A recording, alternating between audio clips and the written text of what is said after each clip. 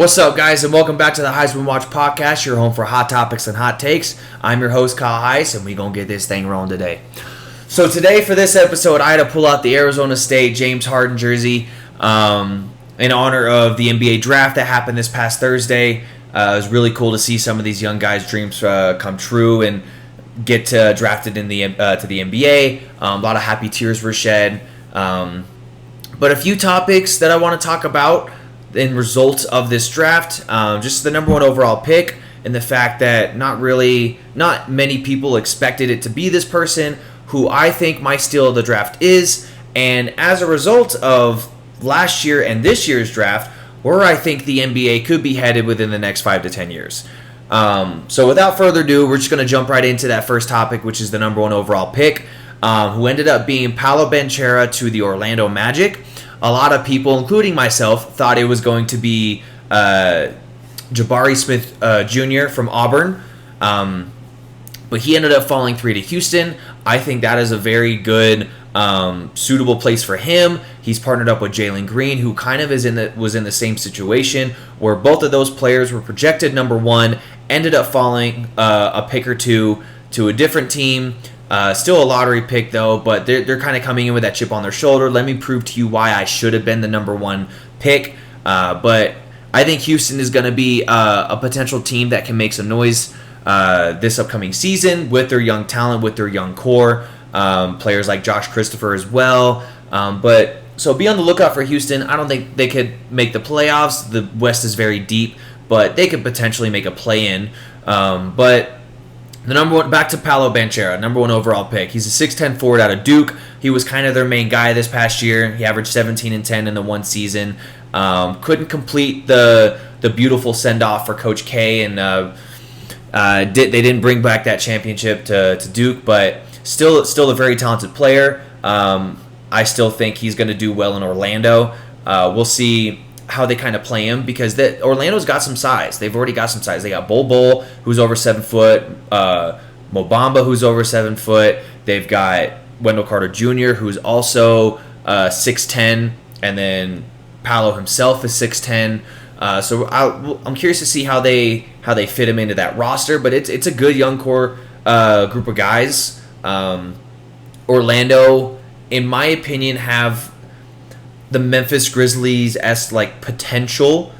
I'm not saying they're going to make a top 3 jump in the East. I still think the East is solidified with Milwaukee, Miami, and Boston as those top 3 teams. But I could see a potential fall off in Toronto. I mean, they still got Pascal Siakam.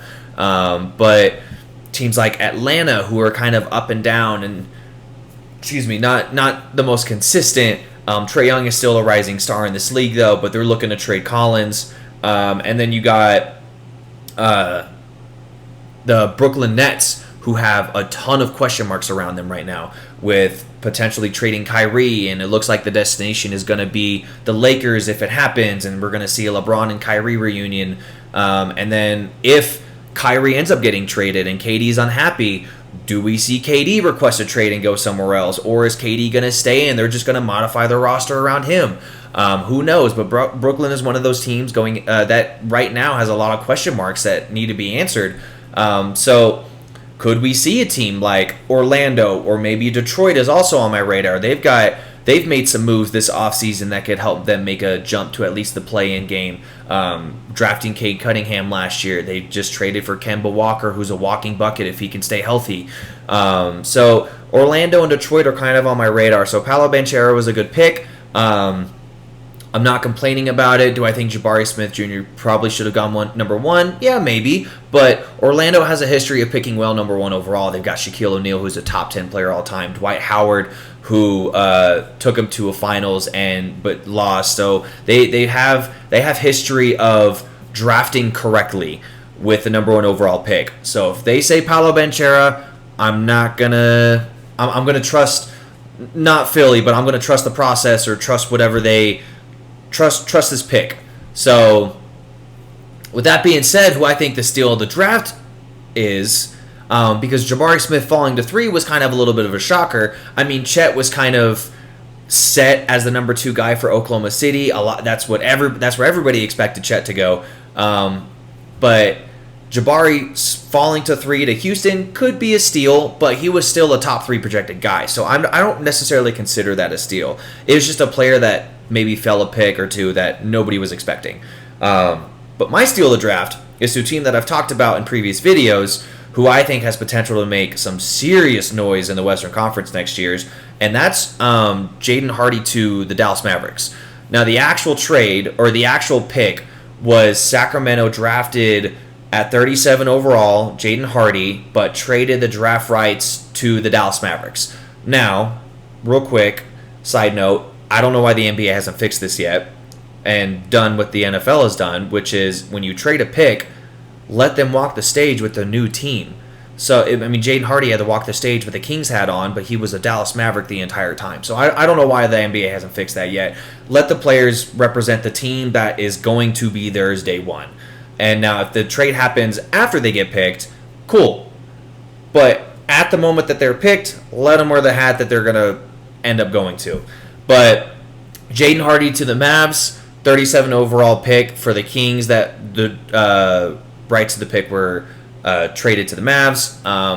But I think that is an exciting trade. Somebody who was projected around mid first round, and he ended up falling to 37. He was the last guy drafted out of the green room, and he was a highly touted prospect coming out of high school. He was the number 1 top-rated guard on ESPN's Top 100 list and the number 2 overall guy on that list as well. And he ended up going the more unorthodox way. And he did not go college basketball. He ended up going to the G League Ignite, which is what the NBA created in 2020 as an alternative to college basketball for players to get paid and to also get that 1 year of eligibility out of the way so that they can get drafted the following year.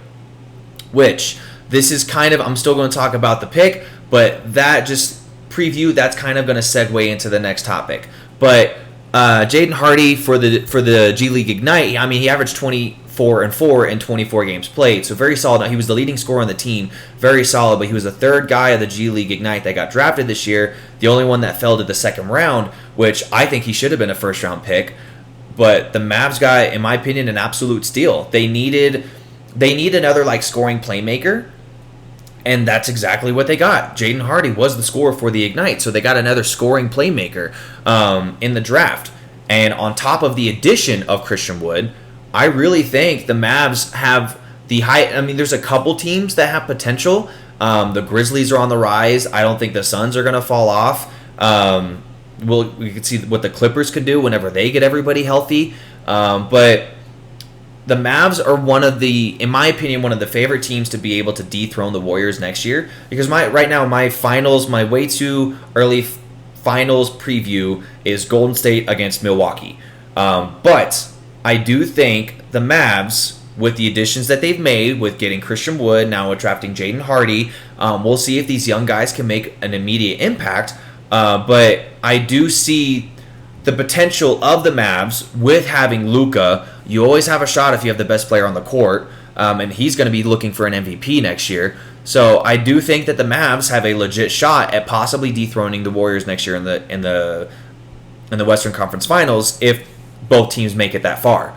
But very, very talented player. But that's kind of where I'm going to segue into, which is the whole G League aspect and where I think the NBA is going to be going here in the next 5 to 10 years. And I'm going to start off by saying I don't think this will be the end of college basketball. Not by any means. It is way too established. They have one of the most prominent tournaments in all of sports, let alone college. And college basketball is staying. There's no taking away college basketball. With that being said, I think the NBA is potentially about to go through a major reform in how they do the draft and how they establish a minor league system, legit minor league system within the NBA.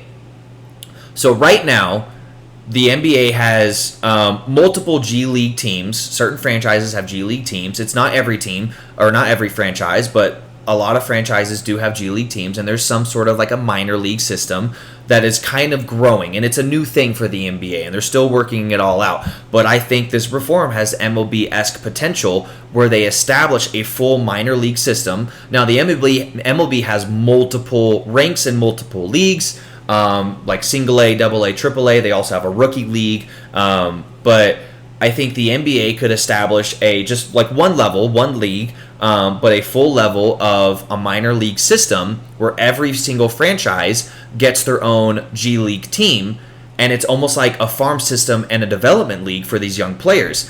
And we could potentially see once again the end of the 1 year rule where players have to play at least 1 year outside of high school in order to be draft eligible. And I think we're seeing the rise of that with the NBA creating the Ignite in 2020, because with the Ignite, within the past 2 years, 6 players have already been drafted from that G League team, and 4 of them have been a first-round pick, like Jonathan Kuminga last year was the number 7 overall pick to the Warriors, who just won a championship with them. And then you got Jalen Green, who we talked about, the number 2 overall pick. Dyson Daniel, I believe he was the number 8 overall pick this year.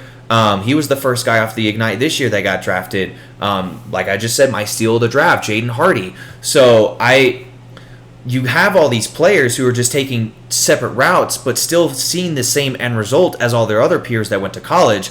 The difference is, instead of getting a full ride scholarship to a university and having to basically go through 1 more year of school, these guys are going right out of high school to a semi-pro league and getting paid.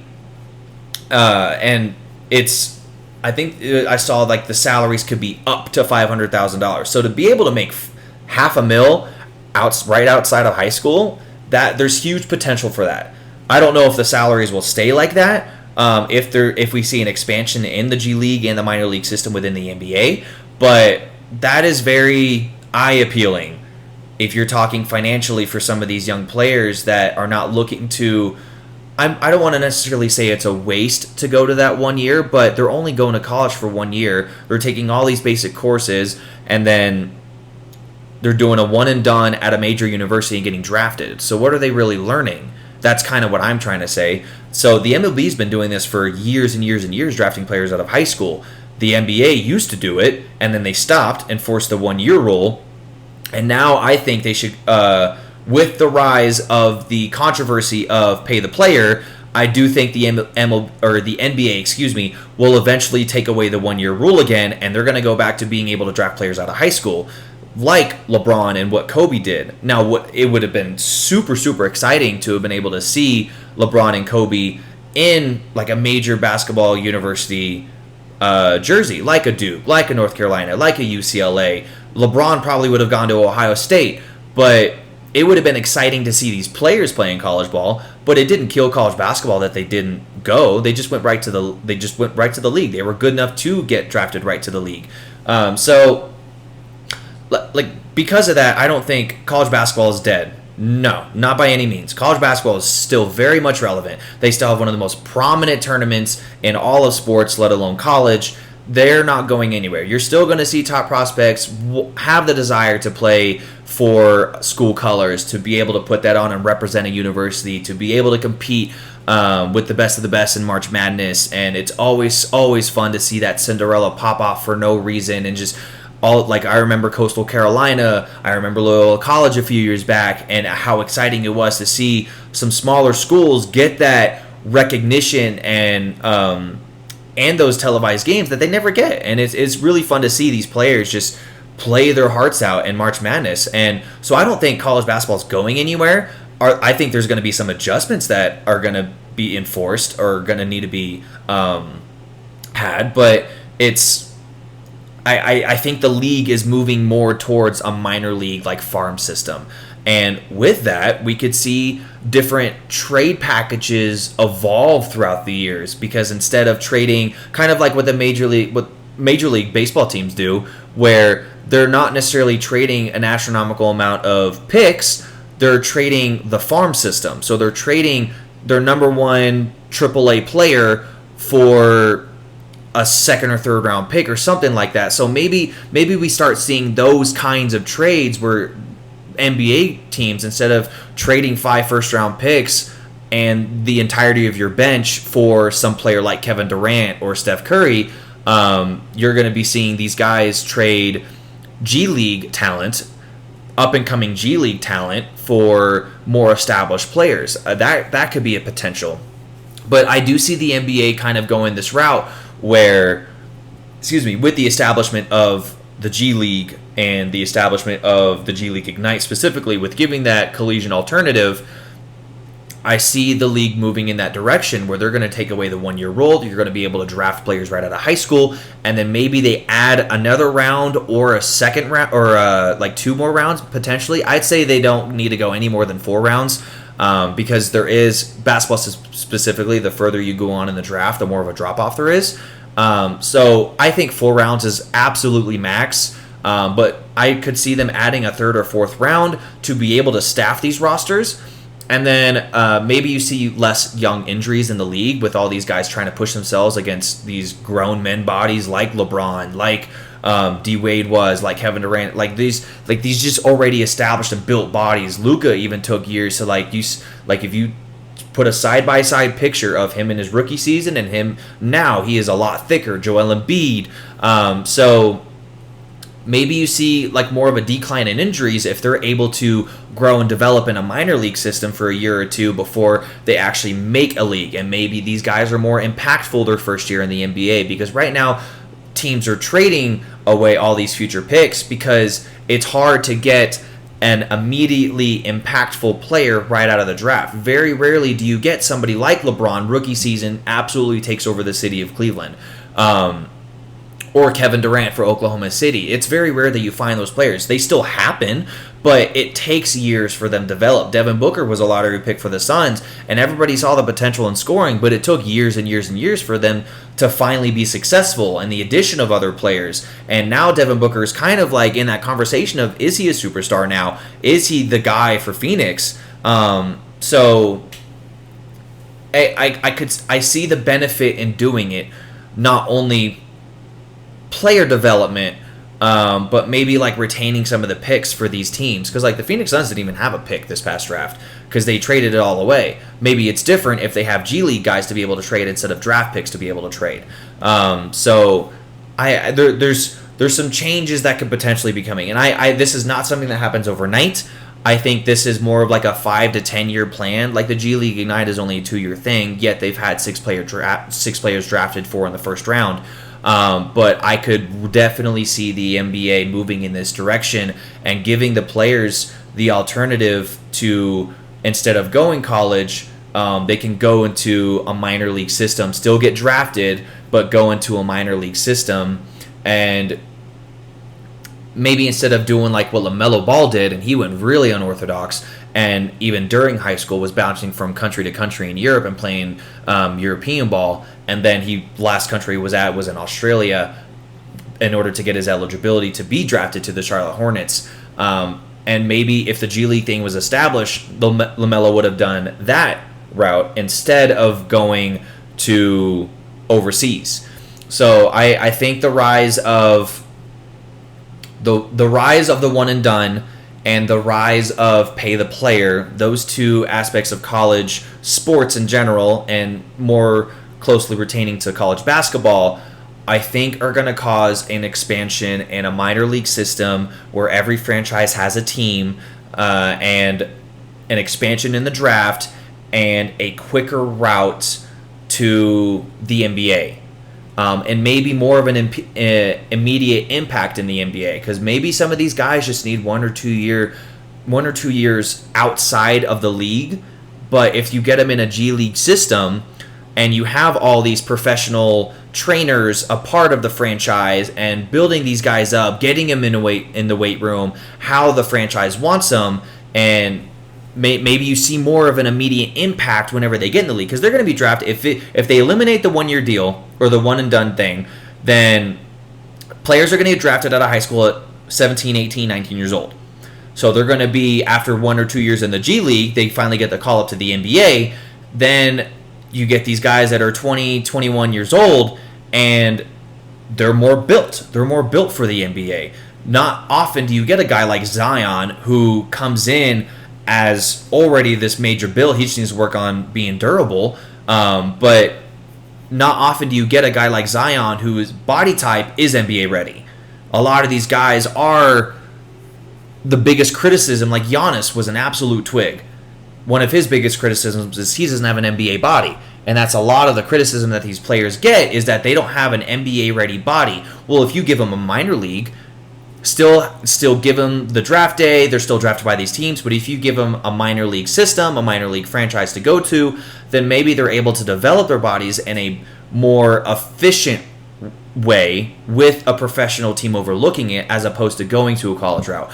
I am not saying this is the end of college basketball. I hope it is not the end of college basketball. I love college basketball, obviously, since I'm wearing a jersey for one right now.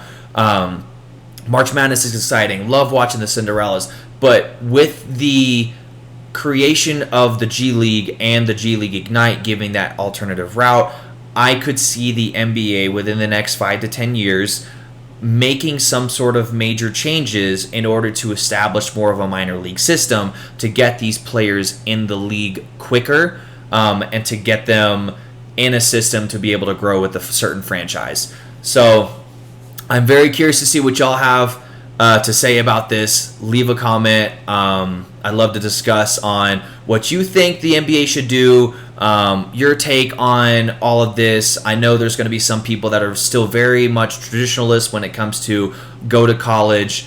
That's the route you should go to in order to go professional. I'm just all for whatever means necessary for the player to get to the league.